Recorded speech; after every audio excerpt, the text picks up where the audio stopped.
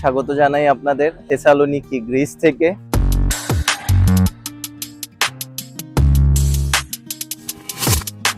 Thessaloniki হচ্ছে গ্রিসের দ্বিতীয় সর্বোচ্চ বৃহৎ শহর এবং এটা খুবই গুরুত্বপূর্ণ একটি শহর গ্রিসে।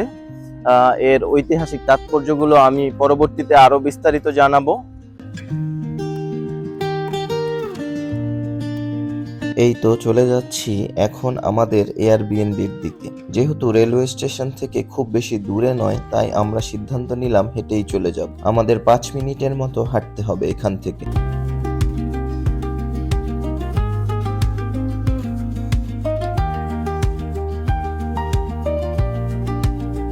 চলে আসলাম আমাদের এয়ারবিএনবির রুমে। আগামী 3 দিন আমরা এখানেই অবস্থান করব এবং 3 দিনের জন্য আমাদেরকে দিতে হবে টোটাল 100 ইউরো, যা বাংলা টাকায় হয় অলমোস্ট 14,500 টাকা। এবং দেখতে পাচ্ছি রুমের সাথেই একটি বড়সড় অ্যাটাচড ব্যালকনিও রয়েছে।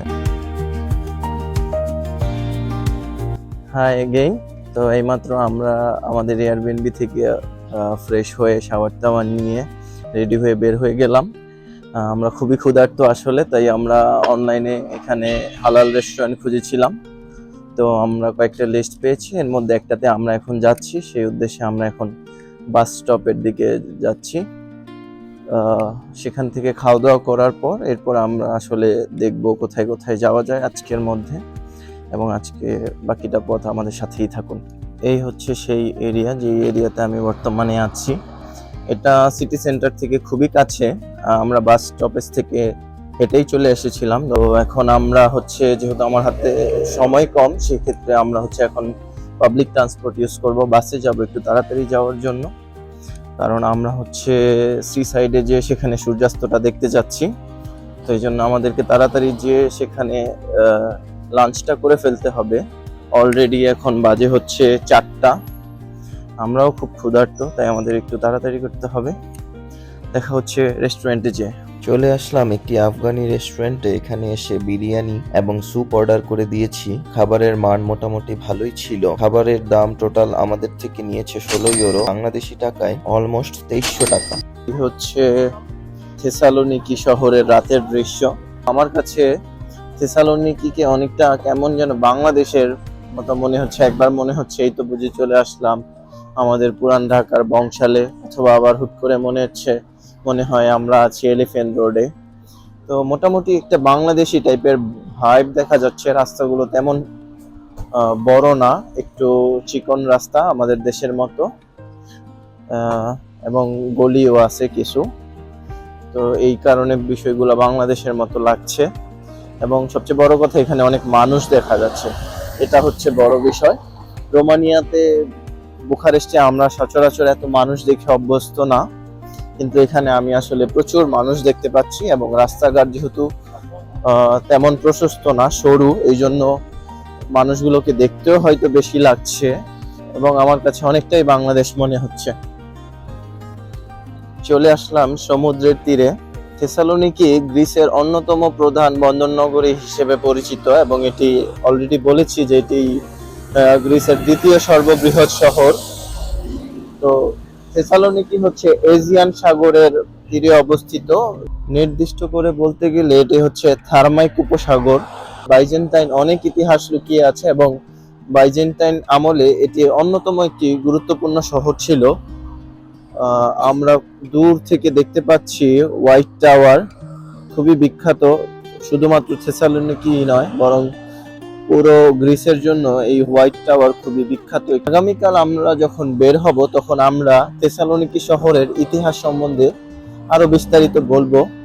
আজ আমরা শুধু ঘুরে দেখাচ্ছি রাতের থেসালোনিকি সমুদ্রের পাড় আসলে দেখতে কেমন হয়। এই দিকটা দেখতে আমার কাছে আসলে খুবই চমৎকারই লাগছে। এখন শরৎকাল চলছে, তেমন গরম নয়, আবার শীতও নয়, খুবই মৃদু ঠান্ডা বাতাস। খুব চমৎকার অনুভব হচ্ছে সমুদ্রের পাড়ে হাঁটতে। এই মুহূর্তে চলে আসলাম থেসালোনিকি ওল্ড টাউনে। খুবই চমৎকার একটি জায়গা, দেখতে পাচ্ছেন, খুবই বৃহৎ একটি জায়গা এবং খুবই চমৎকার আলোকসজ্জায় পরিপূর্ণ, এবং সামনে একটি লম্বা বুলেভার্ড দেখা যাচ্ছে ওল্ড টাউনের। ইউরোপের যে কোনো শহরেরই মূল আকর্ষণ থাকে আসলে ওল্ড টাউন। এবং ওল্ড টাউন, প্রত্যেকটি সিটির ওল্ড টাউনই খুবই চমৎকার হয় এবং খুবই ভাইব্রেন্ট থাকে। এখানে আপনি রেস্টুরেন্ট, বার, পাব এবং বিনোদনের সবকিছুই খুঁজে পাবেন। মূলত দর্শনার্থীদের সবচেয়ে আকর্ষণ হিসেবে কাজ করে ইউরোপের শহরগুলোতে ওল্ড টাউন, বাংলায় যাকে আমরা বলতে পারি পুরাতন শহর। ইউরোপের মোটামুটি বড় যে কোনো সিটিরই আপনি ওল্ড টাউন পাবেন। এই হচ্ছে থেসালোনিকির ওল্ড টাউন, খুবই চমৎকার, দারুণ এবং খুবই প্রশস্ত একটি বিস্তীর্ণ জায়গা। The next day. আসসালামু আলাইকুম, শুভ সকাল। থেসালোনিকি থেকে দ্বিতীয় দিন। তো গতকালকে রাতে খাওয়া দাওয়ার পর একটু সমুদ্র তীরে হাঁটতে গিয়েছিলাম এবং ওল্ড টাউনেও কিছুক্ষণ সময় কাটিয়েছিলাম। তবে প্রচণ্ড টায়ার্ড ছিলাম, যেহেতু আগের রাতে সারা রাত ঘুমাইনি এবং বাস জার্নি করেছিলাম।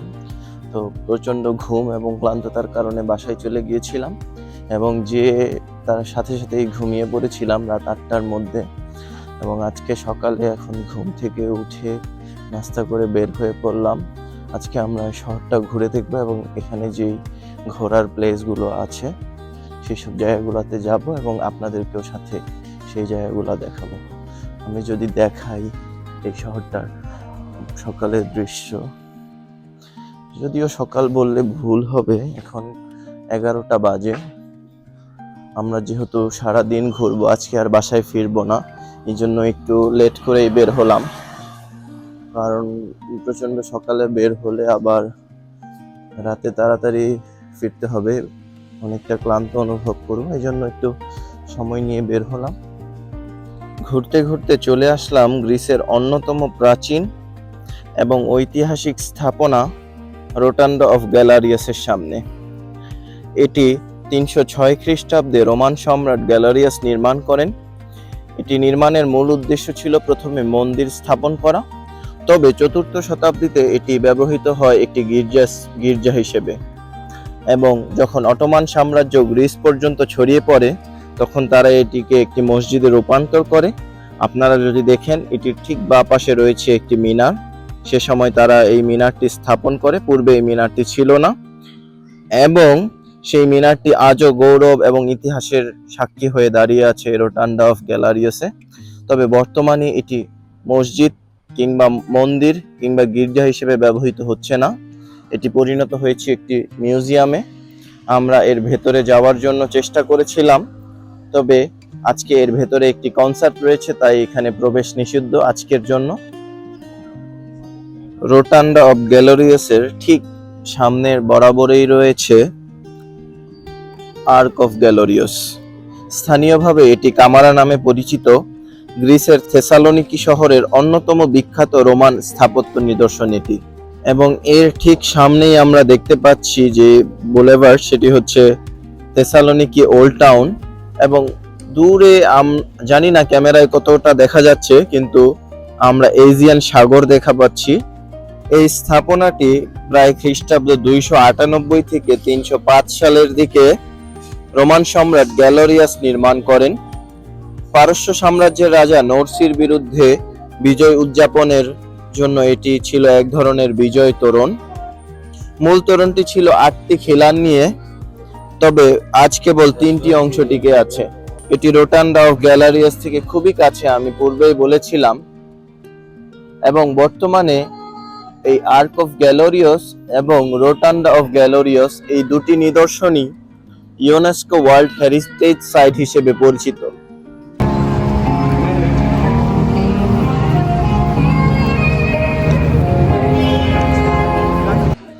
আমি বলেছিলাম আর্ক অফ গ্যালারিয়াস 8টি খিলান নিয়ে তৎকালীন সময়ে গঠিত হয়েছিল, তবে বর্তমানে 3টি খিলান অবশিষ্ট রয়েছে এবং বাকিগুলো বিলুপ্ত হয়েছে। এটি হচ্ছে তার দ্বিতীয়টি।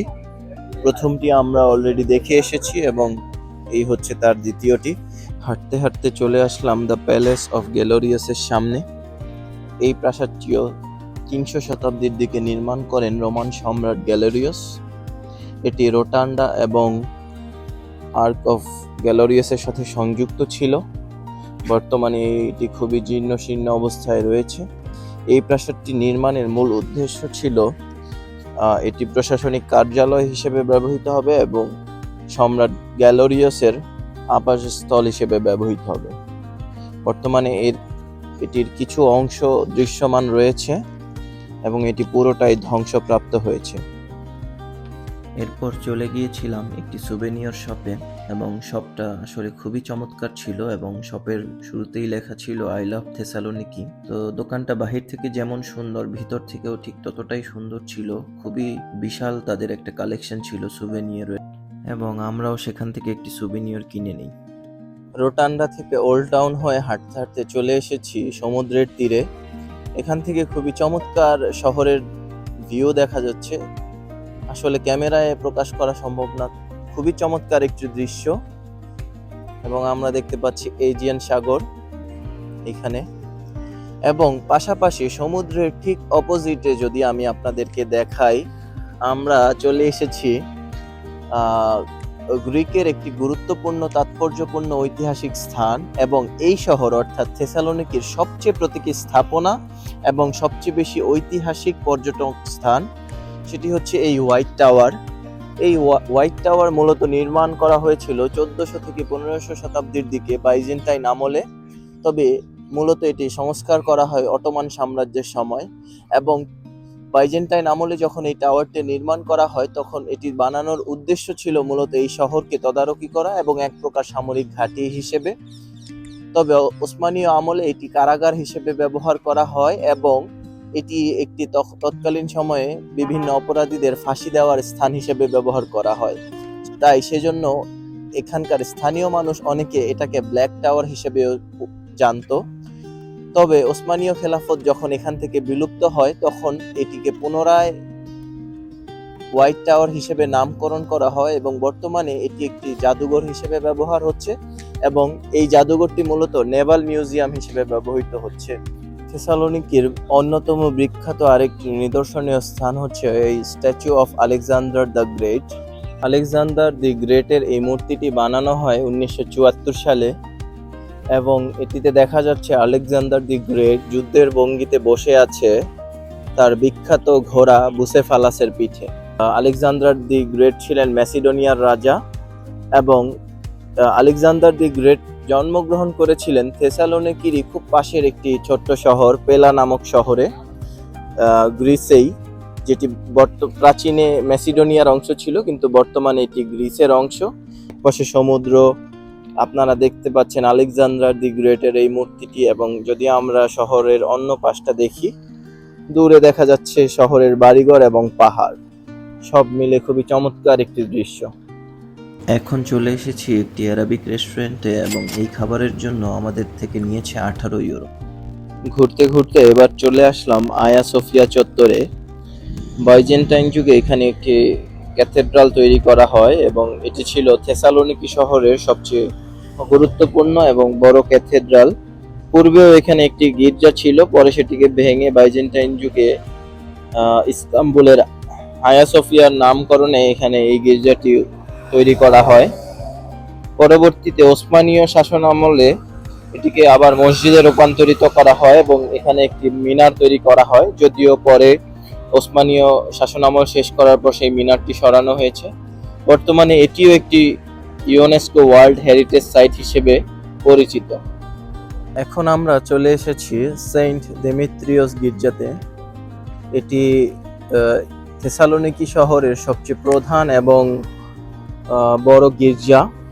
এটি মূলত 4th শতাব্দীতে তৈরি করে রোমান সময়ে এবং এটি আপনারা হয়তো নাম শুনে বুঝেছেন, সেন্ট ডিমিত্রিয়াস নামে একজনকে উৎসর্গ করা হয়েছে। তিনি ছিলেন এই শহরের সবচেয়ে বড় পাদ্রী এবং তিনি এখানে শহীদ হন, পরে তাকে উৎসর্গ করে এই চার্চের নাম করা হয় সেন্ট ডিমিত্রিয়াস চার্চ বা গির্জা। খুবই চমৎকার স্থাপত্য কলা এবং ভিতরে এটি খুবই সুন্দর। একটু পরে আমরা ভিতরে যাব। খুবই চমৎকার কিছু স্থাপত্য কৌশলী আছে এর ভিতরে এবং মজার ব্যাপার হচ্ছে এটিকে যখন ওসমানীয় খেলাফত অর্থাৎ অটোমান সাম্রাজ্য এখানে চলে আসে গ্রিসে, তখন এটিকেও মসজিদে রূপান্তর করা হয়। কিন্তু 1912 সালে যখন গ্রিস স্বাধীন হয় তখন থেকে আবার এটিকে গির্জায় রূপান্তর করা হয়।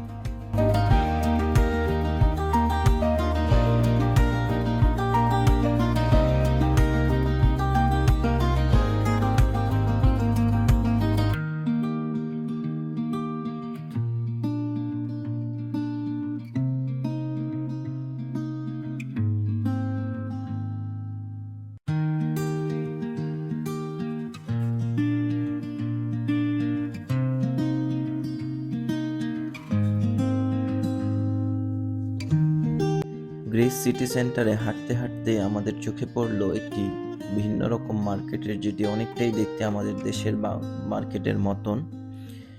তো এই ছিল আমাদের আজকের দ্বিতীয় দিনের গ্রিস পর্বের। দেখা হচ্ছে আগামীকাল আমাদের নতুন পার্ট 3-তে। সে পর্যন্ত আমাদের সাথেই থাকুন। ধন্যবাদ।